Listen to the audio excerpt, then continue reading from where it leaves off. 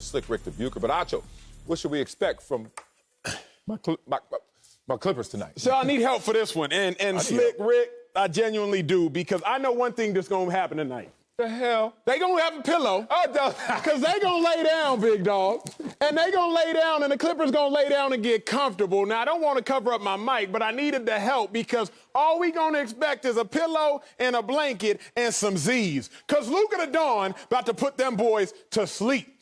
Sal, you told me, and I believed you, and it was one of the wisest things you've ever said. Oh, you cannot cook a meal without a fire. Yeah, you ain't lying. It's hard. The Clippers cannot get a W if they have no fire under them. I hate some of the colloquial phrases you hear amongst coaches all the time. You know, you got to wake up with your pee hot, right? I'm like, Coach, what does that mean? What does that mean? Okay. I hate phrases like, what does that mean? This is a Friday show for real. They always say this. They also say this. You gotta have a sense of urgency. Oh, man. Stop. Let them live. But when I watched the Clippers, all of these phrases finally made sense. Coach, I gotta wake up with my urine hot?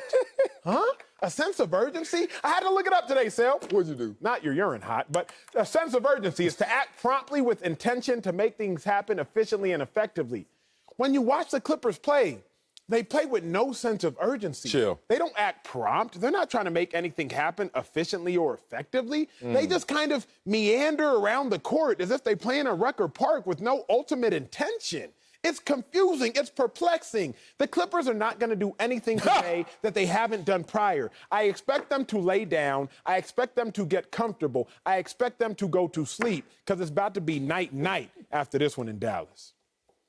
Acho, I was right there with you until that last line, that they're not going to do something that we've seen them do before. That's what I'm seeing. Look, to answer the question, what should we expect for them? We don't know what to expect, because normally with a normal team, at this point, down 2-0, being embarrassed to this level, you would expect, oh, we're going to see the best of the Clippers. You hope. And that's what I thought in the bubble after they gave away 2 games against the Denver Nuggets. But can I get a full screen here? We have seen this before, Mr. Acho, and it was against the Denver Nuggets last year. We had Game 5, and we had a disappointment. And who led the disappointment? It was Kawhi Leonard. And then we got to Game 6. And who led the disappointment? Oh, it was his running mate, Paul George. And then we got to Game 7, where now it's time to let everybody know that you mean business. And what did we get? Disappointment from both of them. So if you're asking me what I am going to see in Game 3 after what did we have in Game 1 against the Dallas Mavericks? Oh, we had Kawhi Leonard disappointing. And then we got to Game 2, and who disappointed? Paul George. So what am I going to see in Game 3? I'm going to see both of them disappoint me. What else should I expect? Man. I've seen this movie before, and the only thing that I don't like about talking about this is that Marcellus, God bless you, somehow, I just know, you don't have any choice. They sent you the swag. You planted your flag. Oh, no, he did. You got to make a case, and there's no case to be made. So, brother, I feel for you, man. Go ahead, do your thing. But just know that Acho and I take no pleasure in the fact that you have absolutely no shot at making any point in this segment. Say it again, Slick. Yeah, they sent that swag. Hey, that's in the bag. Hey, that's how I feel right now, damn it. I ain't got no research that's going to support anything I'm about to say. This is all rooting interest. I don't give a damn. What y'all think, we just going to lay down and get stepped over like Allen Iverson did our head coach? No! Had to get that one off time. That was just too good. Oh, hell no. We got better leadership than that. We ain't got to look at our head coach. We can look at Kawhi the Clown Leonard. Lead by example is Kawhi, right? Kawhi is a lead by example type. Acho gets up here all the time trying to be a psychotherapist talking about, Kawhi, where's your fire? You can't cook. You need to be more of a fiery personality. Be like LeBron. Grab KCP and just yank him or something. That ain't Kawhi. You know what Kawhi does? He leads by example. So the best indicator of future behavior is past behavior. Yes, Let's see this leadership by example from that same guy, Kawhi Leonard. Oh, Kawhi Leonard found himself down 0-2 before. as a Toronto Raptor. Not even a champion as a Toronto Raptor, because it was just a one-and-done year. 0-2. And what did Kawhi Leonard lead his team to do, by example? 4 straight victories, 4-2 wins.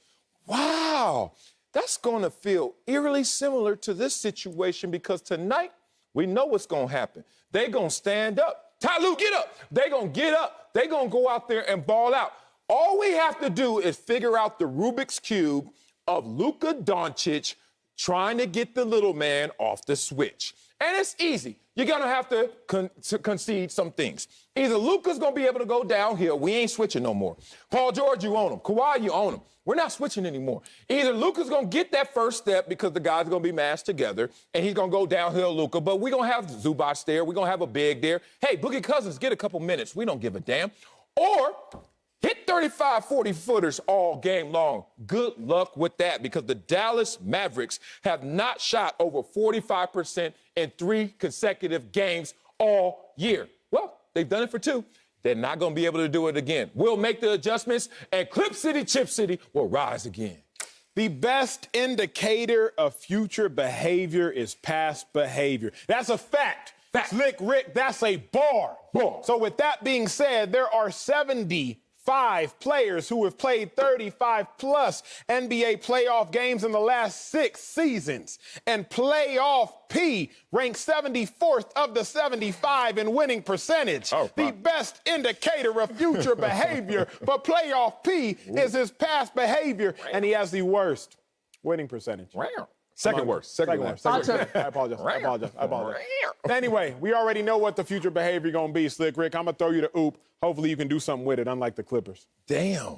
Yeah, Acho, sell us now is you listen to a band and they have that one big hit and it's like 10 years old, but they keep, every time they trot it out, I'm going to get everybody hyped again. We're going to play it again. That's Sellers reaching back to that Toronto Raptors days with the Kawhi Leonard coming back from the 0-2. I'm just going to keep beating that hit because it's the only one I got. Here's the reality. After game 1 in this series, I gave you the numbers on what Kawhi Leonard did, minus 15. Did we hear anything from him about, I need to be better? No, we did not. After game 2, I gave you the numbers on Paul George, and we did hear from him.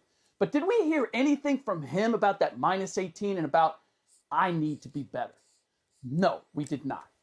However, Anthony Davis, after game 1 and his performance, he says, I need to be better. Now, Anthony Davis in no way is a team leader, but when you are being outled by a guy like Anthony Davis, you are in serious trouble. The fact that Kawhi Leonard and Paul George, neither one of them to this point in the series has said, it's on me. I need to make this different, gives me no hope that game 3 is going to be any different.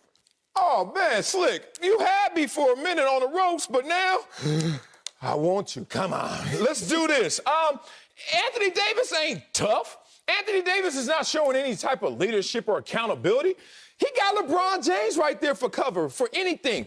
I've been in this kind of relationship before. My sister growing up will put hands on anybody. So I can say whatever the hell I want because my sister was going to fight the battle for me. Same with Anthony Davis. Say what you want. LeBron going to take all of the criticism and all the blame if this doesn't go well. So Anthony Davis, you ain't tough. I don't want to hear it. You know what? Paul George and Kawhi Leonard are telling the truth by saying nothing. Now, we saw Paul George try to come out and say, look, this is not a situation where I'm stressed in. We are not feeling any pressure. We should go out there and handle game 3. I didn't really like that as a response, but it was better than him putting the blame somewhere else or even putting the blame on him. Kawhi Leonard and Paul George had 69 points between them. The first block, I'm hearing my boy Acho give praise to LeBron and AD for having 55. They had 69. The rest of the starters only had 14. So are you asking right now, on record, Slick Rick, for Paul George and Kawhi Leonard to get to a podium and say, hey, my teammates, my starting teammates, they suck. Do you want them to out them or quietly handle this like proper leaders? No. I want them to say, It doesn't matter. You're looking at the points, and I wasn't in the A block, so I can't be responsible for any misdeeds that Acho made there. So, Facts. but here's the thing. It's not about the points. You said this very same thing when we had this conversation yesterday or 2 days ago. What's the issue with the Clippers? It's not at the offensive end. It's at the defensive end. When Paul George and Kawhi Leonard got together, what did we think that they were going to be great at? Yep. Our thought was, oh my God, Pat Beverly, Kawhi Leonard, Paul George, defensively, that's going to be a monster. Yeah. When Luka Doncic is going off on you and the Dallas Mavericks shoot better in the second game than they did the first game, and I don't hear anything from Paul George or Kawhi Leonard saying, we got to get it done at the other end. I am a defensive player of the year, former defensive player of the year. I need to get it done at the other end. Then I'm thinking, you guys still, and it's been said, I'm sure Acho said it. By the way, on your marriage, like on the whole relationship thing, they don't want you to talk. They don't want a solution. You just there. They want you to listen. Yes. If I can give you any advice, listen. Just listen. But when it comes to those two guys, look, that's where you provide your leadership. Don't give me the box score. Don't give me the pretty box score. You're right on AD, Sellis. He's not the leader. Yeah. But I need the dirty work. And I know two guys who are capable of it, and yet they haven't identified the problem, which is they need to get to it. Not mad at that.